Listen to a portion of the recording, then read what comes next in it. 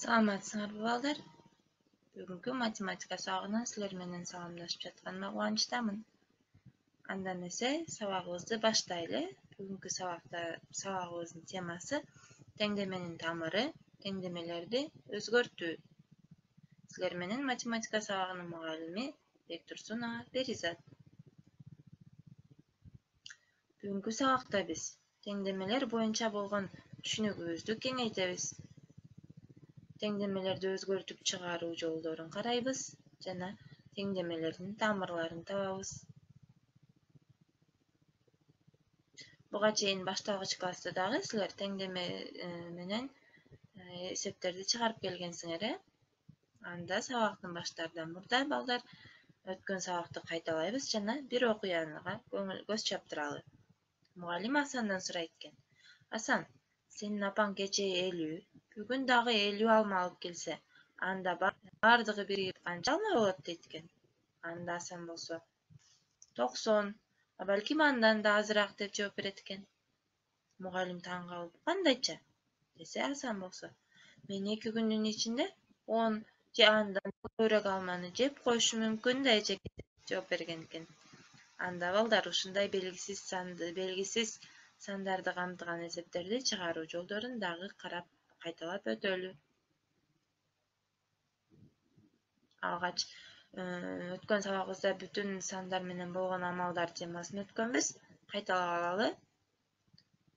Биринчи мисал 68 кемитилген 108. 68 кемитилген 108. Кичине сандан чоң санды кантип кемитип жаттык балдар? Эстейбиз. Туура. Чоң санынан кичине санын кемитебиз дагы жобу минус белгиси менен жазабыз. Демек 108ден 68-ти кемитсек, жообу минус 40. Минус 80 кошулган 20. Минус 80 кошулган 20. Терс санга оң санды кошуп атабыз. Бул жерде да кемитүү амалы аткарылат. 80ден 20-ны кемитсек 60. Жана жобу терс сан менен чыгат, себеп дегенде 80 чоң, минус 60. Минус 90 кошулган 90. Минус 90 кошулган 90. Бул экөө балдар кандай сандар? Азаматсыңар. Карама каршы сандар. Карама каршы сандардын суммасы эмнеге барабар эле? 65 кошулган минус 5 көбөйтүлгөн 2. 65 кошулган минус 5 көбөйтүлгөн 2. Минус 5-ти 2-ге көбөйтсөк минус 10. 65-тен 10-ду кемитсек 55. Кийинки мисал. Минус 23 көбөйтүлгөн 10 кошулган 100. Минус 23 көбөйтүлгөн 10 кошулган 100.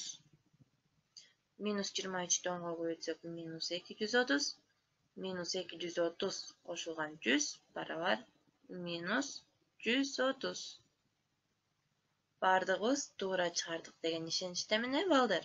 Анда эмесе сабагыбызды, жаңы темабызды баштайлы. Дептер ручкабызды алып, өзүбүзгө керектүү болгон аныктамаларды, мисалдарды сөзсүз түрдө дептерибизге түшүрүп отурабыз, балдар. Белгисиз санды камтыган барабардык теңдеме деп аталат. Кайталайбыз. Силер дагы мен менен чогуу кайталагыла. Белгисиз санды камтыган барабардык теңдеме деп аталат. Мисалы, 2x кошулган 5 барабар 19. 2x кошулган 5 барабар 19. Бул жерде белгисиз сан кайсы болуп жатат? Туура, балдар, белгисиз сан x. Берилген теңдемени туура барабардыкка айландыруучу сан мааниси теңдеменин тамыры деп аталат. Кайталайбыз. Берилген теңдемени туура барабардыкка айландыруучу сан мааниси теңдеменин тамыры деп аталат. Жогорудагы 2x кошулган 5 барабар 19 теңдемесинин тамыры мисалга алсак 7 экен. Текшерип көрөлү. X деген белгисиз сандын ордуна 7-ни коюп көрөбүз. 2 көбөйтүлгөн 7 кошулган 5. 2-ни 7-ге көбөйтсөк 14, ага 5-ти кошсок 19. Демек, теңдеме туура барабардыкка айланды. Демек, 7 саны берилген теңдеменин тамыры экен. Анда эмесе 223-чү көнүгүүгө көңүл бөлсөк, 8 саны төмөнкү теңдемелердин тамыры боло алабы дейт. Кантип текшеребиз? 8 санын берилген теңдемедеги белгисиз сандардын ордуна коюп, чыгарабыз дагы барабардык туура болобу текшеребиз. А жана Д теңдемелерине койсок, 14 көбөйтүлгөн 8 барабар 78, 29 кемитилген 3 көбөйтүлгөн 8 барабар 36 кемитилген 4 көбөйтүлгөн 8. Чыгаралы балдар. 14-тү 8-ге көбөйтсөк канча? 14-тү 8-ге көбөйтсөк 112 барабар 78 деген жооп чыгат экен. Ал эми 112 менен 78 балдар барабар эмес, Демек, 8 саны биринчи теңдеменин тамыры боло албайт экен. Кийинки мисалга коюп текшерип көрөлү. 3-тү 8-ге көбөйтсөк 24, 29-тан 24-тү кемитсек 5. Оң жагын чыгарабыз. 4-тү 8-ге көбөйтсөк 32, 36-дан 32-ни кемитсек 4. 5 менен 4 дагы балдар барабар эмес. Демек, 8 саны Д теңдемесиндагы тамыры боло албайт экен. Б жана Е теңдемесине коюп көрөлү. 5 көбөйтүлгөн 8 кемитилген 16 барабар 24. 5 көбөйтүлгөн 8 кемитилген 16 барабар 24. 3 көбөйтүлгөн 8 кемитилген 7 кошулган 6 барабар 33 кемитилген 3 көбөйтүлгөн 8. Чыгарып көрөбүз. 5-ти 8-ге көбөйтсөк 40, 40-тан 16-ны кемитсек 24. Демек, 24 менен 24 барабар. 8 саны Б теңдемесинин тамыры боло алат экен. Анда эмесе, кийинкини чыгаралы. 8-ден 7-ни кемитсек 1, 3-тү 1-ге көбөйтсөк 3, 3-кө 6-ны кошсок 9. 33-тү 8-ге көбөйтсөк, 3-тү 8-ге көбөйтсөк 24, 33-төн 24-тү кемитсек 9. Демек, 8 саны Е теңдемесинин дагы тамыры же болбосо чыгарылышы боло алат экен. С жана F теңдемелерин текшерип көрөлү. 15 көбөйтүлгөн 8 кемитилген 77 барабар 43 кемитилген 8. 5 көбөйтүлгөн 8 кошулган 6 кошулган 2 көбөйтүлгөн 8 барабар 2 көбөйтүлгөн 5 көбөйтүлгөн 8 кошулган 2 кемитилген 4. Текшерип көрөлү. 15-ти 8-ге көбөйтсөк балдар 120. 120-дан 77-ни кемитсек 43. Ал эми 43-төн 8-ди кемитсек 35. 35 менен 43 барабар эмес. Демек, 8 саны С теңдемесинин чыгарылышы боло албайт. 8-ге 6-ны кошсок 14, 14-тү 5-ге көбөйтсөк 70. 2-ни 8-ге көбөйтсөк 16 жана 70-ке 16-ны кошсок 86. Барабардыктын оң жагын чыгаралы. 5-ти 8-ге көбөйтсөк 40, 40-ка 2-ни кошсок 42, 42-ни 2-ге көбөйтсөк 84, 84-төн 4-тү кемитсек 80. Жана 86 жана 80 теңдемелери бири-бирине барабар эмес.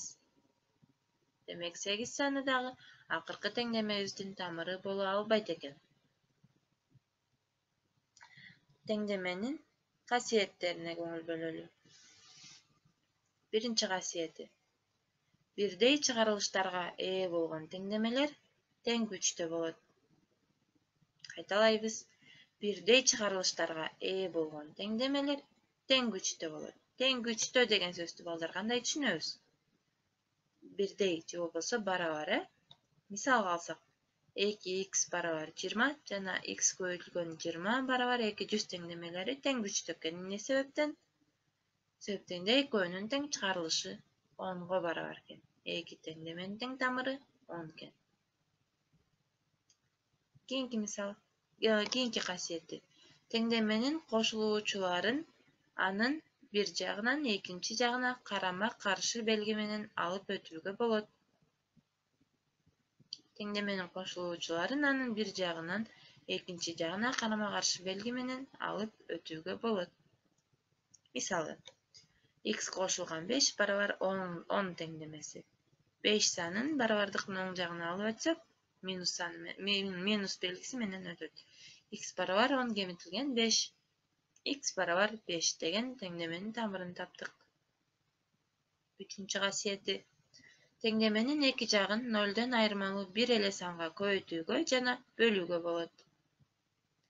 Теңдеменин эки жагын 0дон айырмалуу бир эле санга көбөйтүүгө жана бөлүүгө болот. Текшерип көрөлү. 2x барабар 20. Берилген теңдемени барабардыктын эки жагын тең эки санына бөлсөк, x барабар 10 деген теңдеменин тамыры келип чыкты. Акыркы касиети. Теңдеменин эки жагына бир эле санды кошууга жана кемитүүгө болот. Кайталайбыз. Теңдеменин эки жагына бир эле санды кошууга жана кемитүүгө болот.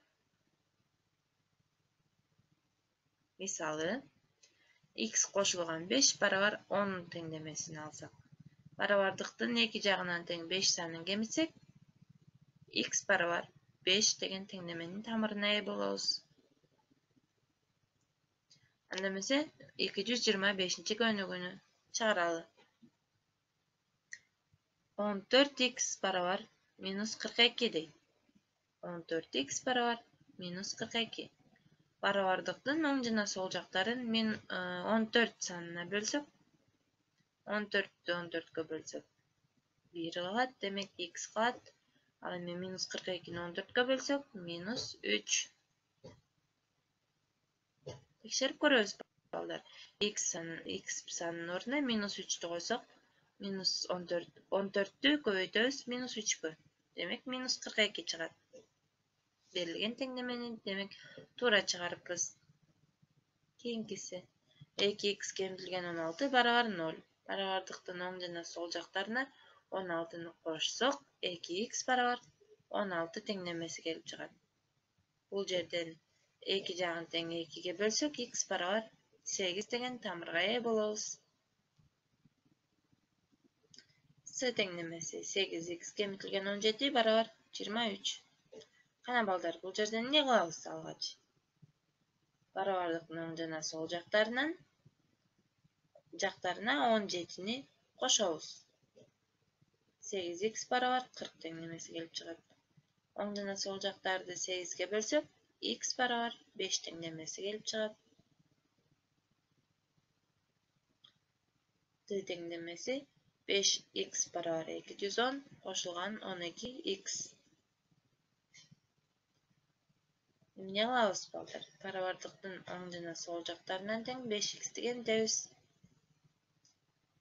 7x кошулган 210 барабар 0 теңдемеси келип чыгат. Оң жана сол жактан 210'ду кемитсек, 7x барабар минус 210. X санынын коэффициенти 7 болгон үчүн барабардыкты 7ге бөлөбүз. Демек 7x'ти 7ге бөлсөк x. Минус 210'ду 7ге бөлсөк, минус 30.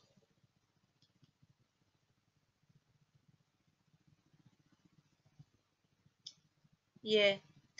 5x кошулган 21 барабар 3x кошулган 25 дейт.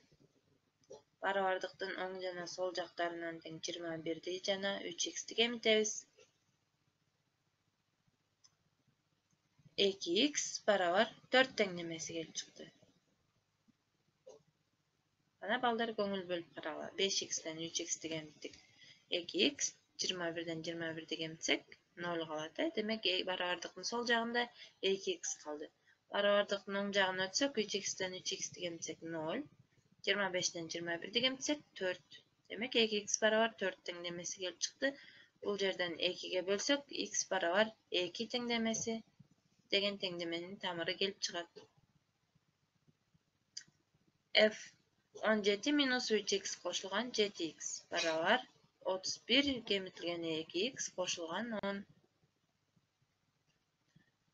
Бұл жерден birinci toptoşturup alabız.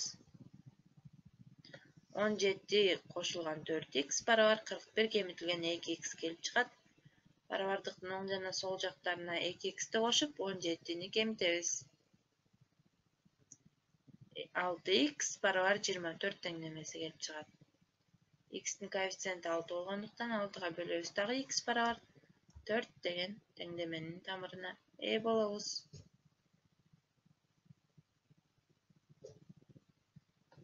Кийинкиси 2x kemitilgen 12 barabar 2 көбөйтүлгөн 10 kemitilgen 7x дейт.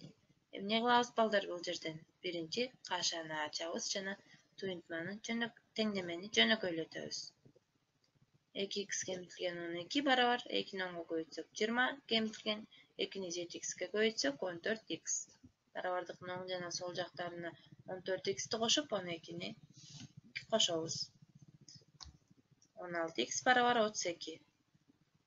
Теңдемени 16'ga бөлсөк x barabar 2 деген тамыр келип чыгат. Жана акыркы теңдемебиз 5x kemitilgen 12 kemitilgen 2 x kemitilgen 1 barabar 3 көбөйтүлгөн 5 kemitilgen 2x кошулган 4x. Бул жерден дагы кашаларды ачып жана жөнөкөйлөтүп топтоштуруп алабыз. 5x kemitilgen 12 kemitilgen 2x кошулган 2 barabar 15 kemitilgen 6x кошулган 4x. 3x kemitilgen 10 barabar 15 kemitilgen 2x деген теңдемени алдык. Бул жерден оң жана сол жактарына 2x'ти жана 10'ду кошобуз дагы 5x barabar 25 теңдемеси келип чыгат. Бул жерден барабардыктын 2 жагын тең 5'ке бөлсөк x barabar 5 деген тамырга ээ болобуз. Жогоруда биз даяр теңдемелерди чыгарууну карап өттүк. Азыр болсо бизге маселе берилет экен жана ошол маселеге биз өзүбүз теңдеме түзүп жана аны чыгарабыз. Анда эмесе баштадык. Анара 32 сомго картошка, 15 сомго сабиз жана 23 сомго пияз сатып алды. Буларды сатып алгандан кийин анын 130 сому калса, анарада канча акча болгон? Демек, башында анарада канча акча болгондугу белгисиз болгон үчүн аны x деп белгилейбиз. Демек, x kemitilgen 32 kemitilgen 15 kemitilgen 23 barabar 130 себеп дегенде жыйынтыгында анарада 130 сом калган. Туюнтманы теңдемени жөнөкөйлөтүп чыгарсак, x kemitilgen 70 barabar 130 барабардыктын оң жана сол жактарына 70'ti кошсок x barabar 200 келип чыгат. Текшерип көрөбүз. 200'дөн 32'ни 15'ти жана 23'tү кемитсек канча чыгат балдар? 130. 229 көнүгү. Сабира баасы 32 сомдон болгон 5 килограмм un, баасы 108 сомдон болгон 2 литр өсүмдүк майын жана баасы 55 сомдон болгон бир нече килограмм печенье сатып алган. Эгерде анын 1000 сому болуп, баардыгын сатып алгандан кийин 459 сому калса, анда Сабира канча килограмм печенье сатып алган? Белгисиз экен, канча килограмм печенье экени. Демек, 1000ден кемитебиз 32 көбөйтүлгөн 5 себеп дегенде 5 килограмм un ар бири 32 сомдон. Кемитилген 108 көбөйтүү 2 литр өсүмдүк майы 108 сомдон жана 55 көбөйтүлгөн x барабар канча сом калды?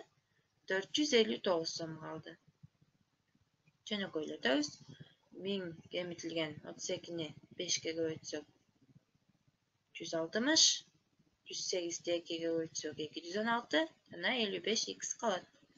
Барабар 459. Бул теңдемени чыгарсак 624 кемитилген 55 x барабар 459 калат экен. Бул жерден кемитүүнү табыш үчүн эмне кылышыбыз керек? Кемитүү үчүн 55x кемитүүнү табуу үчүн кемүүчүдөн айырманы кемитчүбүз балдар. Демек 55x барабар 624 кемитилген 459. Kança çıgat balдар? 165'e demek. 165'te 55'e bölsek 3 kelip çıkapken. Demek Sabira bağısı 55 somdan bolgan 3 kilogram pеченье satıp algan eken. Anda mese uyga tapşırma balдар. Tengdemeni çıgargıla. Nomer 226. Biz 225. tengdemeni kanday kılıp çıgarsak, bu tengdemelerdi dağı şunday kılıp çıgarabız.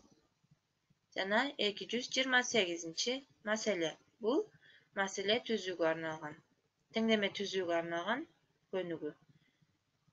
Demek Galya 65 somga aspirin, 215 somga analgen sat algan. Egerde bulardı sat algandan keyin Galyada 220 som kalsa, anda bardığı bolup kança somu bolgon deydi.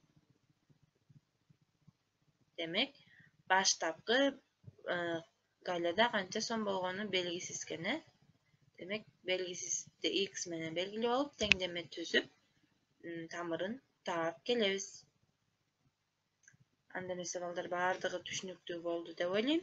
Кийинки сабактан көрүшкөнчө саламатта калгыла.